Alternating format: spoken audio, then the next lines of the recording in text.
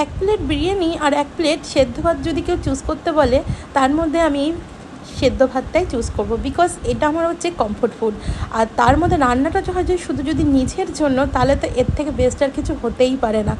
সব সময় নয়, ডাল ভাত খেতে তো ভালোই লাগে না। তার মধ্যে বর গেছে আজকে হচ্ছে একটু মানে একটা জায়গায় গেছে, সেখান থেকে আস্তে আস্তে তো রাত হয়ে যাবে। আমি শুধু দুপুরে একা খাবো, তাহলে ভাবলাম যে এটা বেস্ট হবে আমার জন্য। আমার তো খেতে দুর্দান্ত লাগে, তাই জন্য ভেজে নিয়েছিলাম হচ্ছে 2 পিস কাতলা মাছ ভাজা করে নিয়েছিলাম। আর আমি আজকে ভাতটা না প্রেশারে করেছি, যেহেতু একার জন্য খাবো কতটুকুনি বা চাল বলো, হাঁড়িতে করতে গিয়ে আর ভালো লাগে। আর তার সাথে ভেজে নিয়েছিলাম হচ্ছে পেঁয়াজ, শুকনো লঙ্কা আর একটুখানি চিংড়ি মাছ এর ভিতরে দিয়ে দিয়েছিলাম, একটুখানি লঙ্কার গুঁড়ো, হলুদ গুঁড়ো, নুন দিয়ে মাখিয়ে।